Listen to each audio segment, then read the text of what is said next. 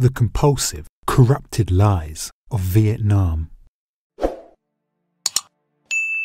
Even post-World War II, the world was just coming to grips with imperialism. If you look back, many countries now established their autonomy between the 1950s and the 70s. America, the superpower emergent from World War II, was no different. Its pull between democracy and capitalist economic imperialism proved nearly fatal to the American soul in Vietnam. What corrupted the nation's soul way before Trump or COVID? The lies. The compulsive lies. The completely fabricated realities given to the American people regarding the war effort in Vietnam. It was, in a phrase, historically corrupt and a reckless bargain. These are the fatal lies of Vietnam. The lies start, as you could expect, at the very origin of the conflict.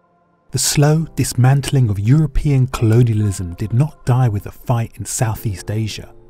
As it was in Vietnam with the French, from 1887 until the 1940s, France exploited the region. After ceding control to the Japanese during World War II and quickly regaining it after the French rule over French Indochina, a major imperial and economic holdout for the French would be gone, until the United States decided to get involved. In 1950, Truman sent hundreds of millions of dollars overseas to aid France's fight and suppressing the natural dissident against France's exploitive rule.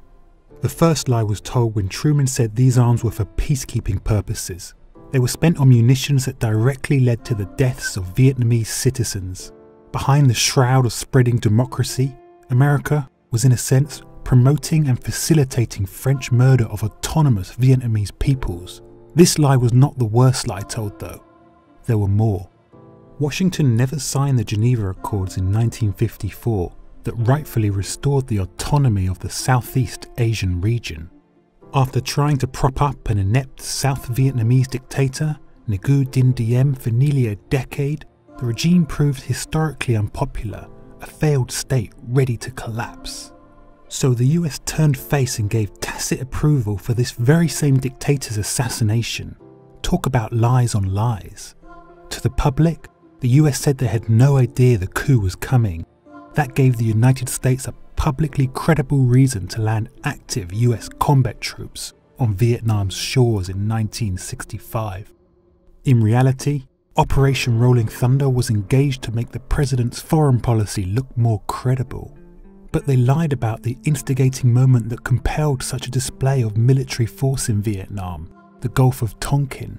The US quite literally completely fabricated that North Vietnamese warships had fired on USS Maddox stationed in the Gulf.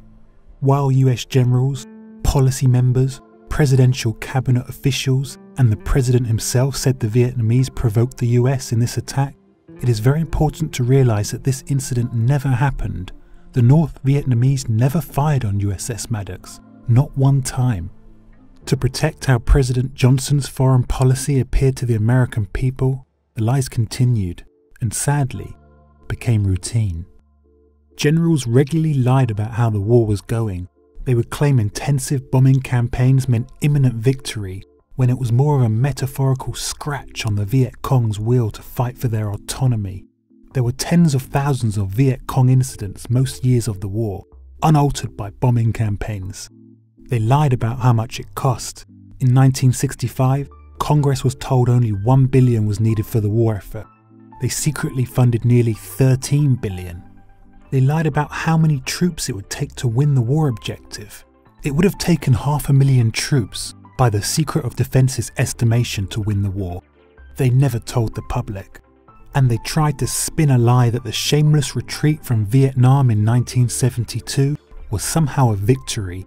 But the damage was done. The US treated Vietnam like a Third World War Games exercise. We leave you with a quote from the great Martin Luther King Jr., who was one of the only ones to see through the lies and deception of Vietnam. If America's soul becomes totally poisoned, part of the autopsy must read, Vietnam. Do like and subscribe if you enjoyed the video.